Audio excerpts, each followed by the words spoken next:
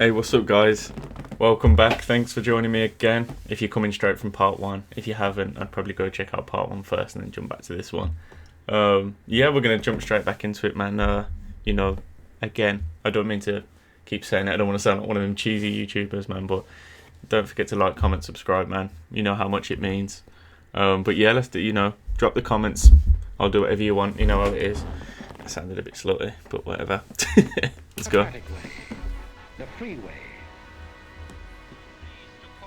But this gentleman never bothered about the truth. And when John Britain started carrying the war to Germany, he tried a new line. The warmonger Churchill only wages this war against the German people to save the British Empire. All right, let's take a look at that one. Here's the British Empire. And here's where the Germans were headed when Britain declared war. Does that look like trying to save the empire? Tackling Germany when it was headed into Poland and toward Russia? The one direction in which there were no British possessions? Yes, it's true. After Poland fell, Hitler hinted at peace with the British. This was the perfect chance to save the empire. But it wasn't saving the empire that the British were thinking about. The position of His Majesty's government in respect of any peace offer by Hitler.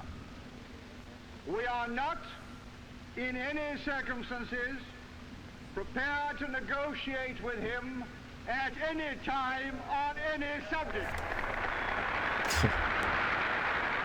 And after Britain had been on the losing end, month after month, it had another chance to save the empire. Even now, Hitler thought... That's still the funniest story to probably have occurred in... It's got to be up there in world history. When, for those of you that don't know, just look up the story about Hess. But just to put it briefly, from what I can remember, he was always going a bit mental. I can't remember the exact ins and outs of the story. But long story short, he hopped in a plane and just flew to Britain, just on his own. Ended up in the middle of the field, got captured by some farmers. And the next thing you know, like, one of the inner ministers of Hitler's circle has been captured by two farmers in Hereford. It's just so random. Like, local authorities were like, you what? And they're like, yeah, we've got Hess. And they were like, yeah, fuck off. And they had a look in. Yeah, he just landed in our field. So random.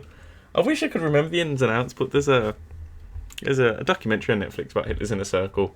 And just go to the Hess episode. It's pretty funny. John Britain would make a deal. We heard the British answer. What kind of a people do they think we are?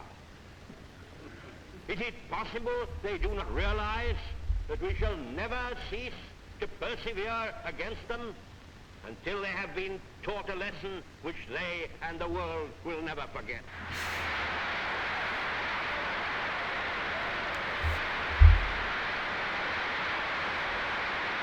And let's take a look at this British Empire. The freedom we fought for in 1776, Britain has since freely given to Canada, Australia, New Zealand,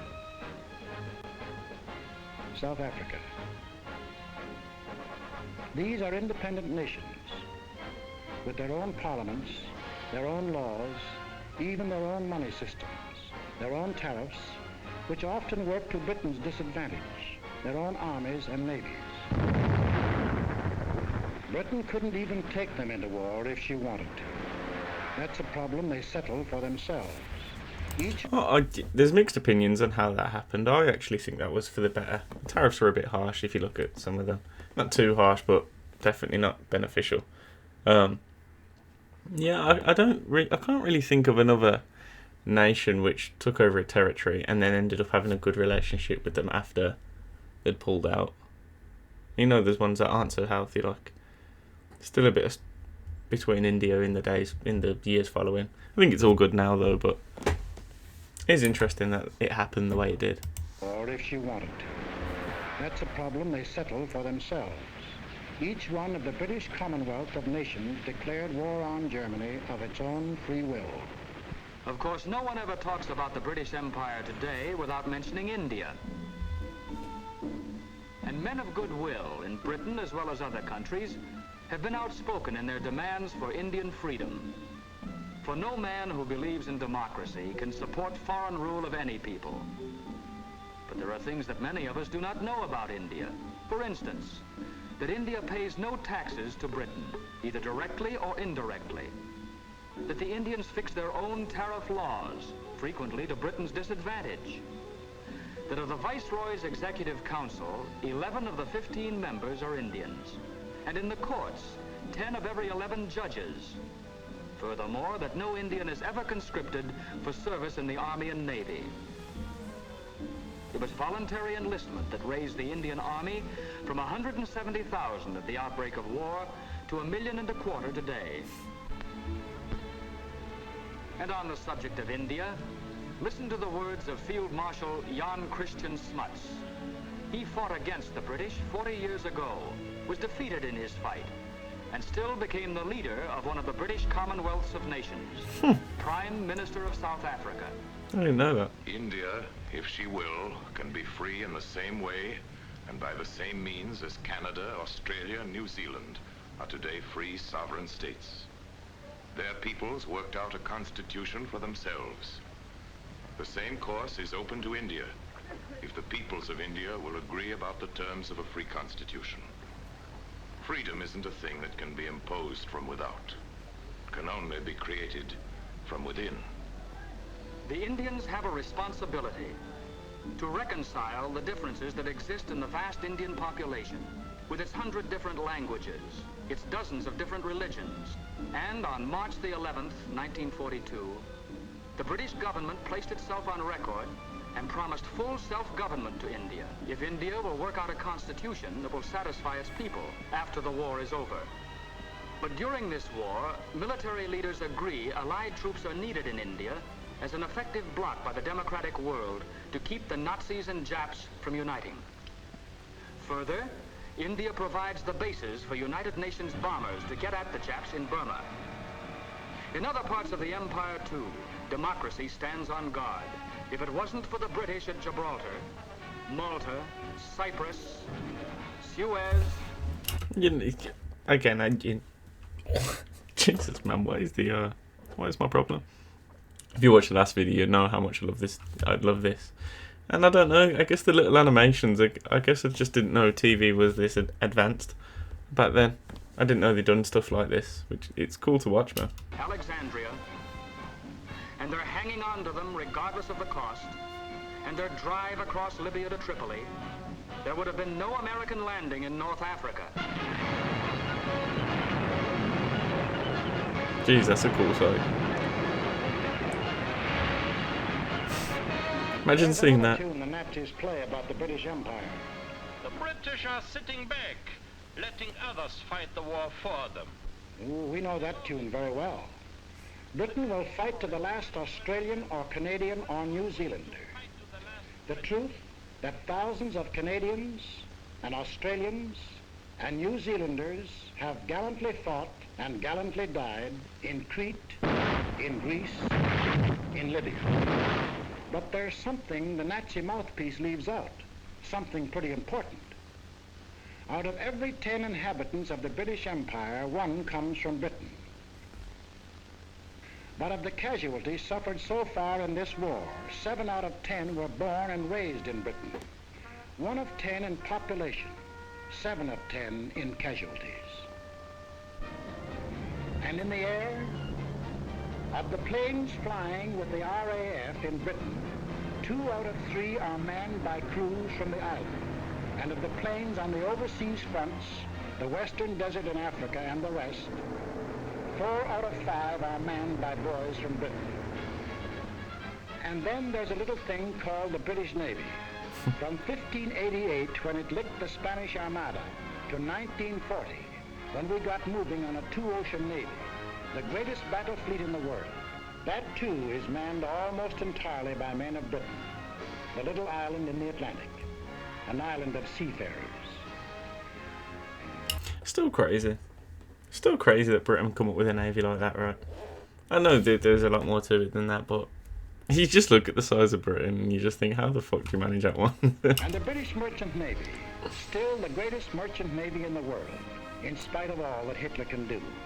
Men from every British town and village in the stokeholds of 10,000 ships, on ice-coated decks, in grimy engine rooms, men who have been torpedoed twice, 3 times.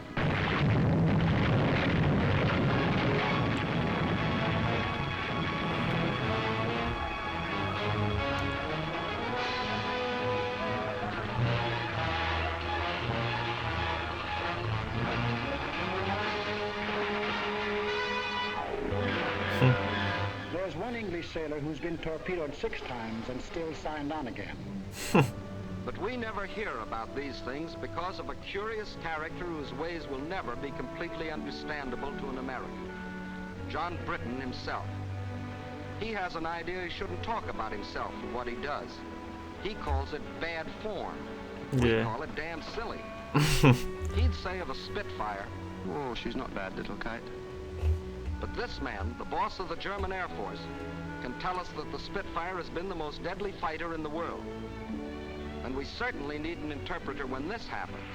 Hello, Bob. Had a good trip? Oh, all right. All right. Except that he spent 2 days in the icy waters of the North Atlantic after being torpedoed on the way to Murmansk. See this man? His name is Whitten Brown. And this man, believe it or not, is the first man who flew the Atlantic non-stop. In 1919, 8 years before anyone else, he and John Alcock flew non-stop from Newfoundland to Ireland. But as usual, the British let it go at that, and Whitten Brown went back into obscurity. There's nothing wrong with John Britton that a correspondence course in showmanship wouldn't cure. It's always interesting to see what another nation thinks of you. I know this isn't entirely what the American people thought of the British at the time, but, you know, it'd be good if Britain had done one on America so then I could watch, you know, the British people at the time talk about what they thought of the Americans. For a moment, imagine that you're not American, but British. Sorry about that. You'd still be in uniform. For in Britain, every man between the age of 18 and 41, unless he cannot be replaced at a vital workbench, is already in uniform. Your old man, too. He's had to quit guessing about the last war, for they're now starting to draft men up to 51. Yeah, I think that people over the age of 41 being dragged into war, they actually made a TV show about that. It's called Dad's Army. And it done very well back in the early 90s, I think it was. Quite a funny show, but yeah, they were known as the Dad's Army. They're now starting to draft men up to 51. Dependents or no dependents. If you've got yourself into this mess, your draft board will say, "Frightfully sorry, old chap, but you're in the Army anyway." And your kid sister, if she isn't a sailor, or in the Air Force, or the Land Army, or a ferry pilot, or in the fire brigade, she's probably in the Army, for they've drafted unmarried women up to 30. And even if she's married, every woman up to 41 can be drafted to work in war plants. And it's a real draft, for 8 million workers, men and women, can't quit their jobs or be fired without government permission. Britain is only 20 miles from German I guns. think it was before the Americans joined the war, this stat is true. But I heard that if the women in Britain stopped working for half an hour, the British would run out of supplies to win the war. Like, this was before the Americans had come with their supplies.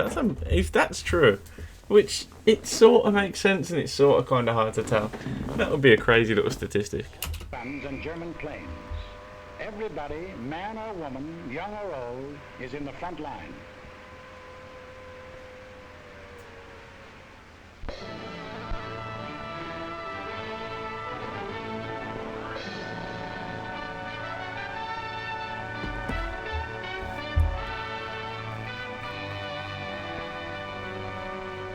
Maybe this isn't your idea of Britain. The ads were different, and you wondered whether they still made bows and arrows at the village forge. The ads kept quiet about industry, just as this one leaves out the aircraft plants and the oil fields. Well, they have the rich green fields you've read about, the quiet country lanes, but they also have the steel mills of Sheffield, the Pittsburgh of Britain. They have the I've heard that comparison a lot. Sheffield is the Pittsburgh of Britain, or Pittsburgh's the Sheffield of America.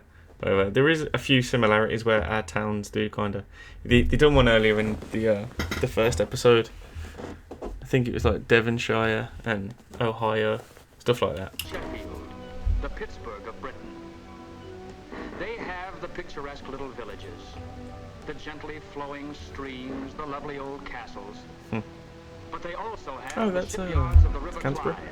Not as modern as Henry Kaiser's, but still one of the greatest in the world. What was that? Sorry, I missed that. I was talking. But they also have the shipyards of the River Clyde. Not as modern as Henry Kaiser's, but still one of the greatest in the world. They have the old cathedrals, deathless reminders of a rich tradition. But they also have the great industrial cities of Birmingham, Glasgow, Manchester, Leeds. They seldom, if ever, saw an American tourist, but they made Britain, even in peacetime, one of the greatest industrial powers in the world. And in wartime, even as late as July 1942, this little island, no larger than the state of Idaho, was making more war goods than we were. Maybe you thought John Britain... I mean, there's kind of, yeah, I do get what he's saying, but, you know, it was a weird statistic because America wasn't in the war at that time. But yeah, it's crazy. I know what he means, though. It is crazy to think that someone the size of Idaho... more war goods than we were. Maybe you thought John Britain sat there and waited for us to send him planes and guns and tanks. Well, he's deeply grateful for what our Lend-Lease did for him. It saved his skin when he was in a tough spot. But today, Lend-Lease... That's not forgotten, by the way, in British education. Don't think that this isn't remembered. This is mentioned and talked about. It's not like we just skipped over this part and it was all Britain. Not at all. We don't forget what America done in our education, or you know what I mean. This works in more ways than one. For today, John Britain himself furnishes planes and guns and tanks through the same Lend-Lease to us, to Russia, and his other allies all over the world. In Britain alone, our forces have received, free from the British, 1.5 million tons of food, clothing, and munitions, and 2.5 million tons of other materials. There's another thing you ought to know about Britain. If your unit gets sent there, you probably won't be invited out for supper or for a drink. That's not because the British don't want to entertain you. They haven't anything to entertain you with. Yeah, this is true. Britain is mobilized for war, total war, and that means an end to civilian supplies. If you were a Britisher, you wouldn't expect your girl to use lipstick. A Britisher. There isn't any, except what we bring over as bait. She wouldn't be smartly dressed, for clothes are rationed, severely rationed. It's very unlikely she wears stockings, for if she bought a pair of stockings a month, that would be all the clothes of any kind she could buy. That's some rationing.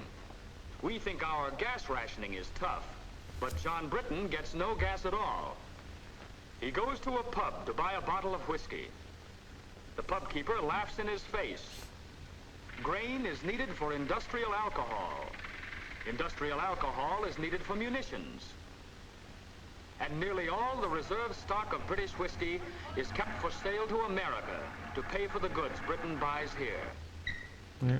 For don't forget, besides Lend-Lease, Britain buys and pays for vast quantities of goods. And it was the cash purchases that Britain made before we entered the war that gave our munitions industry its start and enabled us to build it up in record time. He goes to buy a pack of cigarettes. There probably aren't any. But if there are... 2 shillings, please. That's 40 cents for a pack of cigarettes. 12 cents represent the cost of the cigarettes.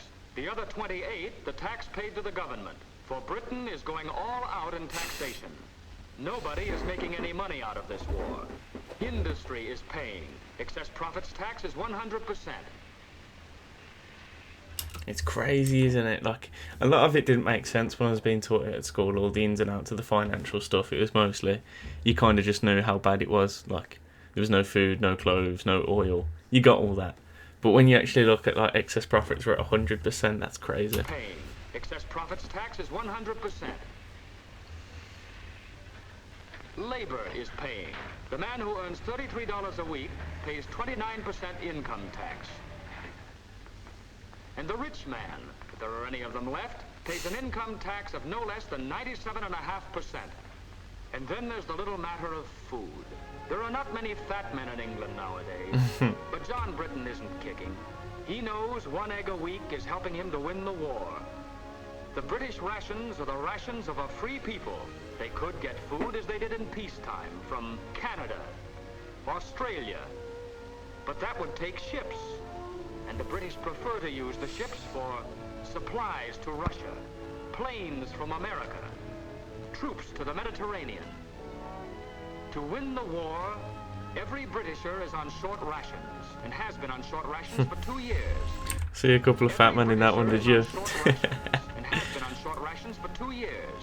Everybody except the children.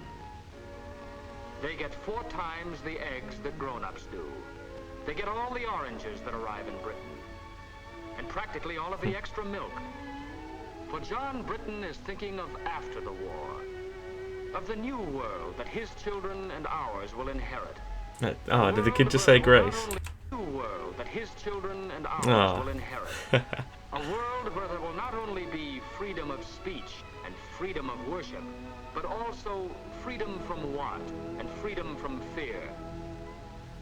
It is not given to us to peer into the mysteries of the future.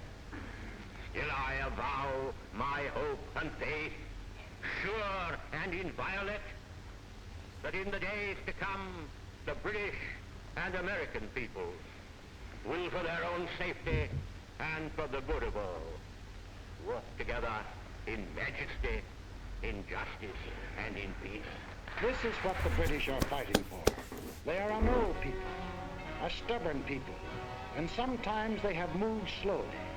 But in 3 years of blood and sweat and tears, John Britton has found his soul.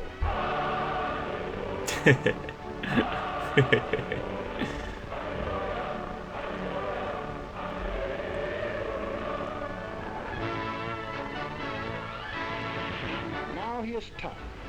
Now he is determined, and now he knows where he is marching, to victory and to a new world. He's a good man to have on our team.